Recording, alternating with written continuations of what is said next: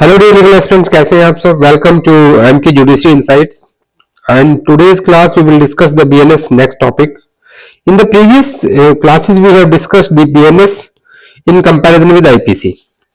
This is the 9th video of the BNS. Previous videos are the link is given in description. आप उनको एक बार देख लीजिए so that कि आप अच्छे से समझ पाए अभी सीरीज में चल क्या रहा है. सबसे इंपॉर्टेंट टॉपिक हम डिस्कस कर रहे हैं जनरल एक्सेप्शंस का. जब आईपीसी की बात करते थे तो आईपीसी का जो चैप्टर 4 था वो इससे डील करता था. अभी यहाँ पे चैप्टर 4 नहीं है, अभी ये चैप्टर हो गया है आपका 3. ठीक है, चैप्टर 3 जो है वो जनरल एक्सेप्शन से डील करता है फ्रॉम सेक्शन 14 टू 44. अब पिछले इसमें हमने कवर कर लिया था, आपका कहां तक कवर हो गया था हमारा? सेक्शन 19 तक कवर हो गया था, डॉक्ट्राइन ऑफ नेसेसिटी तक. ठीक है, आज के वीडियो में आगे चले. इससे पहले चैनल को सब्सक्राइब नहीं किया है तो चैनल को सब्सक्राइब कर लें और साथ ही बेल आइकन को प्रेस करें जिससे आने वाले वीडियोस के अपडेट्स आपको मिलते रहे. चलिए विदाउट डिले हम आगे बढ़ते हैं आज की क्लास के साथ. सबसे पहले वही हमारा एक सिंपल सा रिवीजन. एक्ट नंबर क्या है? 45 2023. डेट आप कभी नहीं भूलेंगे क्योंकि हम इतनी बार रिवाइज कर चुके हैं. 25 दिसंबर 2023 एंड 1 जुलाई 2024. इन्फोर्समेंट एंड इनेक्टमेंट डेट और 358 सेक्शंस 20 चैप्टर्स में डिवाइड है. आपका सब्सटेंटिव नेचर का ये लॉ है और इसको लेक्स लॉ की भी कहा जाता है, law of the land. Clear? चलिए, तो प्रीवियस जो अगर आपने नहीं देखा तो उसको जरूर देखें क्योंकि वो हमने बात की है कि भैया जनरल एक्सेप्शंस का मीनिंग क्या हो, what is the meaning of general exceptions, क्यों ये इतनी इंपॉर्टेंट है हमें, इसके लिए हम पिछले वीडियो में बात कर चुके हैं. हमने अप टू सेक्शन 19 तक कवर कर लिया था. अगर हम आईपीसी की बात करूं तो आईपीसी में इसको हम सेक्शन 76 से लेकर के 80 तक 1 तक, ठीक है, कवर कर चुके हैं. और हमने अपने वीडियो को फिनिश किया था और किस पे फिनिश किया था कि एक्ट ऑफ द चाइल्ड का क्या होगा, डोली इन कैपेक्स पे क्या होगा, जो कि सेक्शन 20 है. आज यहीं से हम स्टार्ट करेंगे और 20 से लेकर के 33 तक आज हम क्लियर करने वाले हैं इसी वीडियो में. देखिए, एक वर्ड यूज होता है डोली इन कैपेक्स. जब मैंने पिछली क्लास में बात की तो जनरल एक्सेप्शंस का पर्पज क्या है, what is the purpose? So purpose है कि टू प्रोटेक्ट देम. किनको प्रोटेक्ट करना है? हुज एक्ट इज पनिशेबल, जिसका जो एक्ट है वो तो ऑफेंस है but that is not because of their malafide intention. ठीक है, it may be because of accident, it may be done with the knowledge, with the intention, but to prevent in a good bonafide intention to prevent the major harm. Doctrine of necessity हमने ये पढ़ा था कल section 19 में. ठीक है, सो अभी क्या करना है, आज मैं बात कर रहा हूं डोली इन कैपेक्स की. Doli incapax mean who is incapable of doing an act. An offense can be done only when a person is capable of doing that act. Then only it can be punishable. So, the Dolly in capex, अगर आप देखेंगे तो world wide different different countries ने इसको different different माना है. Russia में चले जाए तो इसको 16 ईयर्स ऑफ एज माना है कि 16 साल की उम्र तक बच्चे मैच्योरिटी पे नहीं आता. अभी 16 ईयर्स आपके इंडिया में भी आपने सुनी हुई लग रही है. ठीक है, आप जेजे एक्ट पढ़ते हैं तो जेजे एक्ट में आपने देखा है किस तरह से डिवीजन हुआ है और चाइल्ड की डेफिनेशन हम मानते हैं 18 ईयर्स तक. But in the criminal law we are talking about the 2 categories of the child. 2 categories की हम बात करने वाले हैं. एक तो है कि जहां पे चाइल्ड की एज को हमने 2 तरह डिवाइड किया है. एक तो जब बच्चा पैदा होता है तो अप टू 7 ईयर्स, ठीक है भैया, और दूसरी आती है 7 से तो ज्यादा और 12 से कम. ठीक है, यहां पे ये डिवीजन है, इसको आप थोड़ा सा ध्यान दें.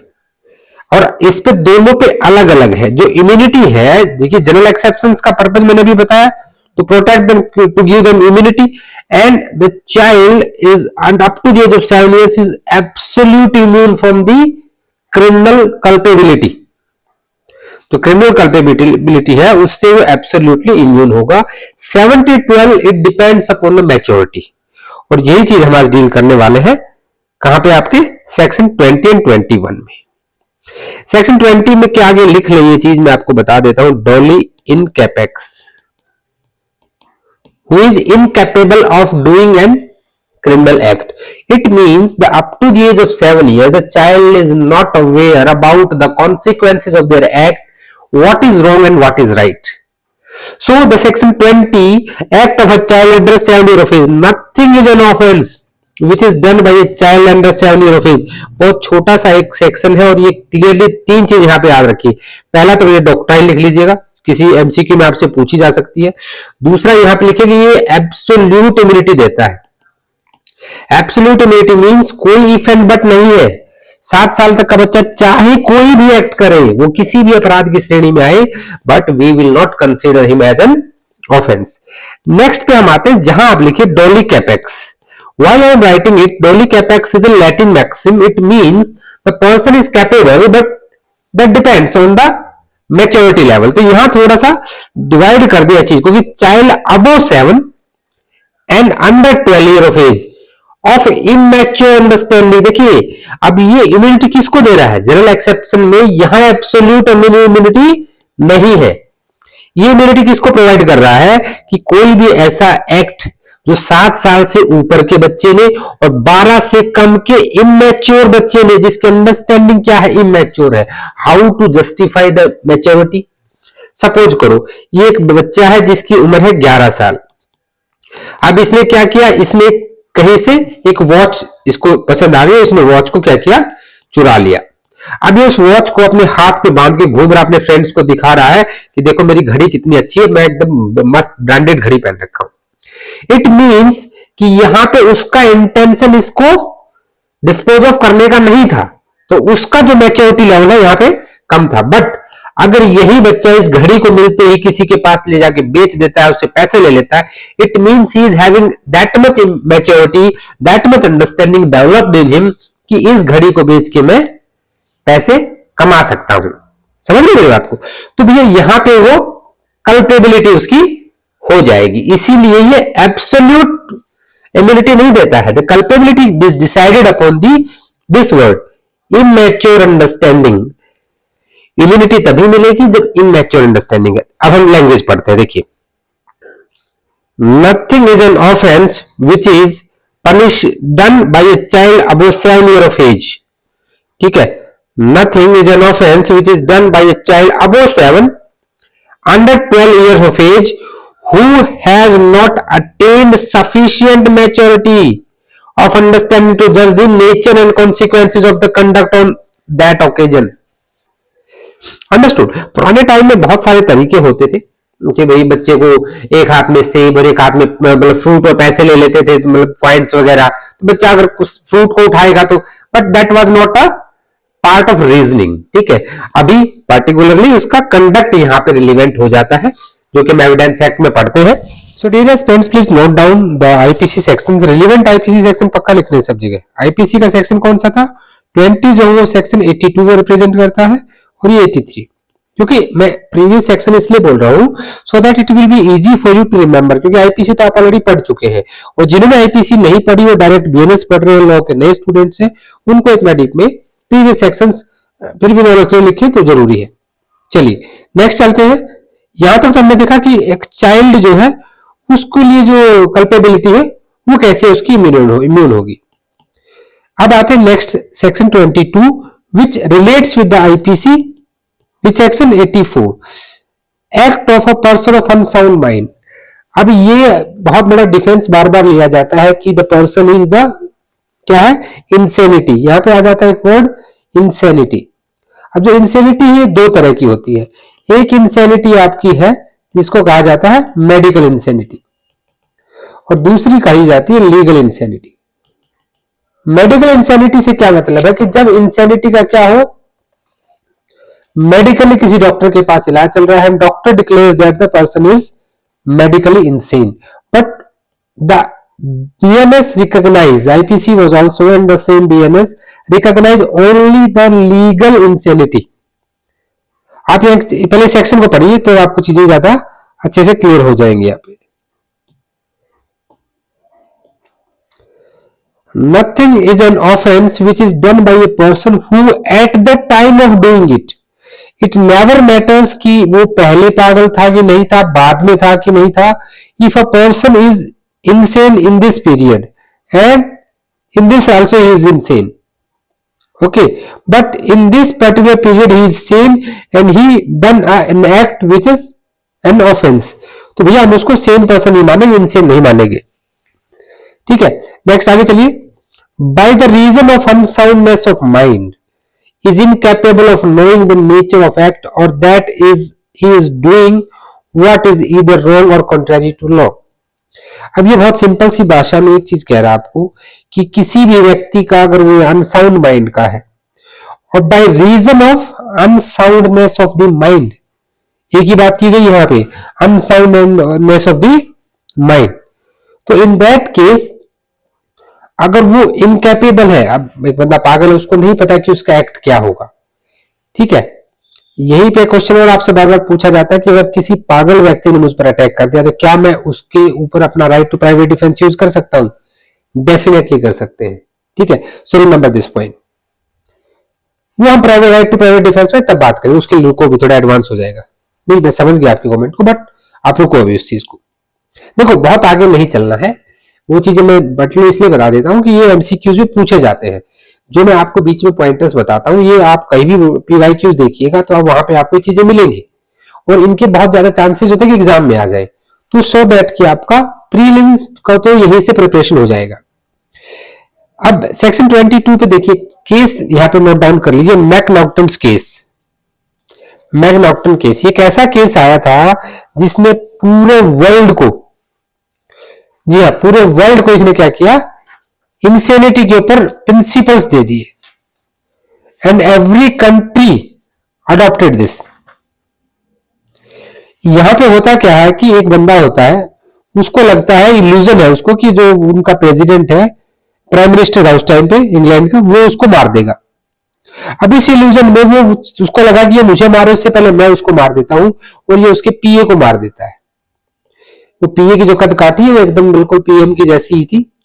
अब पीएम उस टाइम काफी पॉपुलर थे इंग्लैंड में, तो भैया उनके लिए बहुत हो हल्ला हुआ और बाद में इनको पनिश किया गया उस चीज के लिए, मैकनॉक्टन को. बट इसने कहा कि मुझे तो इल्यूजन था, मैं I was not in sound mind position at that time. तो यहाँ पे टोटल 5 प्रिंसिपल इन्होंने दिए थे. अब इसके लिए तो अलग से बात करनी पड़ेगी क्योंकि देखिए बहुत डिटेल में चले जाएंगे वैसे हम. इसका principle 5 principles, 5 set of rules दिए इन्होंने कि अनसाउंडनेस ऑफ माइंड द को हम लीगल इंसेनिटी कब मानेंगे, ये बात यहाँ पे कही गई. तो सेक्शन 22 जो अनसाउंडनेस माइंड की बात करता है, डिटेल्ड के लिए एक अलग से एक वीडियो है यहाँ पे अवेलेबल है जिसमें बताया गया है कि अनसाउंडनेस ऑफ माइंड पे मैकनॉक्टन्स रूल्स क्या क्या है, कौन सा केस था. तो उसके लिए आप उस वीडियो को जरूर देख ले, ऊपर आई बटन में आपको उसका लिंक दिख रहा होगा. चलिए नेक्स्ट में चलते हैं हम 23 एंड 24. जो सेक्शन 23 एंड 24 है, ये इंटॉक्सिकेशन की बात करते हैं. इसकी बात करते हैं इंटॉक्सिकेशन. 23 कहता है कि भाई इंटॉक्सिकेशन हो गया जब उसको जबरदस्ती पिला दी गई. मैं पीना नहीं चाहता था लेकिन मुझे दोस्तों ने पिला दी, मुझे पीने का शौक नहीं, दोस्तों की कसम देके पिला दी. ठीक है, ऐसा नहीं है, जबरदस्ती अगेंस्ट विल, कसम वगैरह वाली चीज नहीं आती यहाँ पे, जब आपको आपकी विल के अगेंस्ट में पिला दी गई. तो nothing is an offence which is done by a person who at the time of doing it by reason of intoxication incapable of knowing the nature of act or that he is doing what is either wrong or contrary to law provided that the thing which intoxicated him was administered to him without his knowledge against his will. Are you getting my point? ये सीधी सी एक बात कह रहा है कि किसी व्यक्ति का, ऐसे व्यक्ति को जो जजमेंट लेने में इनकैपेबल है. ड्रिंक एंड ड्राइव क्यों रोका जाता है आपको? इसलिए रोका जाता है कि बिकॉज आपकी जजमेंट कम हो जाती है. लेकिन यहां पे आपको इम्यूनिटी मिलेगी, बट बर्डन ऑफ प्रूफ किस पे है? जनरल एक्सेप्शन जिसने ली है 108 ऑफ बीएसए. अभी देखो मैं इस पुराने सेक्शन की बात करना बंद कर दो. ठीक है, इंडियन एविडेंस एक्ट पुराना हो गया, अभी आपको try to remember the new sections. Understood? 105 था इंडियन एविडेंस एक्ट में. ठीक है, अभी 108 हो गया है कि जो जनरल एक्सेप्शंस का डिफेंस लेता है, ये बर्डन ऑफ प्रूफ भी उसी पे रहता है. अब यार फिर देखो उधर 2 मिनट हो जाए, उस बर्डन ऑफ प्रूफ को भी क्लियर करेंगे. हाँ, बताऊंगा आपको वो चीजें भी. सिर्फ इस 2 सेक्शन में समझ ले, फिर हम बर्डन ऑफ प्रूफ पे बात करेंगे. नहीं नहीं, डाउट्स कैरी मत करो, but we will do it. तो एक मोटे तौर पे समझो कि 23 कह रहा है जब मेरी विल के अगेंस्ट मुझे इंटॉक्सिकेट कर दिया गया है तो भैया मुझे इम्यूनिटी मिलनी चाहिए। 24 क्या कह रहा है, 24 हालांकि आपके लिए डिफेंस नहीं है। अब यहां पे क्या है, जहां पे नॉलेज और इंटेंशन तो थी, ठीक है भाई, मुझे अब मान लो मिस्टर ए ने दारू पी ली, अब इसको पता है कि जब इसने दारू पी ली तो दारू पीने के बाद क्या हो सकता है, he has having that knowledge. Knowledge क्या है, फोर्सिबिलिटी ऑफ द कॉन्सिक्वेंसेज, ना कॉन्सिक्वेंसेज के आपको पता हो कि क्या हो सकता है इस चीज के, मेरे एक्ट के। तो एक यहां पे ना बड़ा फेमस केस है, Vasudev versus state of PEPSU. एक केस लिख लीजिए, Vasudev versus state of PEPSU. State of PEPSU पहले ना स्टेट का नाम हुआ करता था। यहाँ पे रिटायर्ड पर्सन होता है आर्मी वगैरह से, कहीं से पता नहीं किससे, किसी फोर्स से उस टाइम पे, उसके पास अपनी एक गन थी। अब शादी में ऐसे ही कुछ हुआ, बातें चीतें चली, वहां लेडीज बैठी थी और उसने वहां पे फायर कर दिया और उसने उस लेडीज को की ऑन द स्पॉट डेथ हो गई। तो इस केस में ये आया कि भी जो intention is the highest degree of mind, supreme court ने यहां पे कहा, और इसको क्या कर दिया यहां पे कि भैया तुम अब माना जाएगा कि तुमने ऑफेंस किया है। सो 23 और 24 के बाद रीड आउट कर लेते हैं। In case where an act done is not an offence unless done with particular knowledge. अब ये कह रहा है दारू पी के किया गया, दारू को मतलब सिर्फ दारू नहीं लेना, इंटॉक्सिकेशन के इन्फ्लुएंस में किया गया कोई भी अपराध तब तक अपराध नहीं है जब तक उसके साथ में इंटेंशन और पर्टिकुलर नॉलेज ना हो, ठीक है। A person who does the act in state of intoxication shall be liable to dealt as if he had the same knowledge as he would if, उसे ऐसा मानेंगे जैसे उसने इंटॉक्सिकेशन कर ही नहीं रखा था, ठीक है। लेकिन यह एक बात इसने कह दी, unless the thing which intoxicated him was administered him without his knowledge or against his will। अब उसके खाने में मिला दिया गया, होली पे शरबत मिला के पिता के भांग पिला दी, नशे में हो गई, पता नहीं लग रहा क्या करे। इन दैट केस, चलिए अभी आपके बैटर में प्रूफ पे बात करें, कंसेंट वाले मैटर पे भी आएंगे, ठीक है। कंसेंट का मैटर चलेगा, नहीं, कंसेंट का मैटर यहां बात करेंगे। सेक्शन 25 से 30 तक कंसेंट के सेक्शन आते हैं। एक बार ये कह रहे हैं कि इंटॉक्सिकेशन है तो बर्डन ऑफ प्रूफ कैसे होगा। अब मान लो मिस्टर ए जो है ये एक एक्यूज्ड है, अब इसने जनरल एक्सेप्शन, कोई भी जनरल एक्सेप्शन का डिफेंस लिया कि मैं इस साधारण अपवाद के तहत मुझे अपराधी ना माना जाए, तो बर्डन ऑफ प्रूफ जो रहेगा वो इसके ऊपर रहेगा। ऐसा कहां लिखा है भाई, भारतीय साक्ष्य अधिनियम का जो सेक्शन है 2023 108 सेक्शन, ठीक है। ये BSA 2023 सेक्शन 10, जिसने एविडेंस एक्ट को रिपील किया है। लेकिन जो standard of burden of proof है एक्यूज्ड के लिए वो होगा preponderance of probability. Preponderance of probability ये थोड़ा लंबा टॉपिक है, फिर भी मैं थोड़ा अपने मोटे तौर पर आपको बता देता हूं, अदरवाइज इस पे एक अलग से लेक्चर होना चाहिए। जब किसी प्रोसिक्यूशन को किसी एक्यूज्ड को गिल्टी प्रूव करना है तो जो बर्डन ऑफ प्रूफ का स्टैंडर्ड होता है वो बियॉन्ड रीजनेबल डाउट होता है। लेकिन जब कोई एक्यूज्ड किसी के ऊपर जो बर्डन ऑफ प्रूफ होगा वो आपका बियॉन्ड रीजनेबल डाउट नहीं होगा, that will be treated as a civil matter, preponderance of the probability. Understood? यहां तक चीज समझ में आई आपको? चलिए ठीक है, अभी कंसेंट वाले पे हम नेक्स्ट वीडियो में बात करेंगे, ठीक है। आज की क्लास में इतना ही, नेक्स्ट हम कंसेंट पे पूरा डिस्कशन करेंगे और फिर एक हमारा बच जाएगा topic right to private defence का, ठीक है। फिर हमारी जनरल एक्सेप्शंस खत्म हो जाएंगी। तो मिलते हैं नेक्स्ट वीडियो में, तब तक के लिए जय हिंद, जय Bharat. Please take care yourself.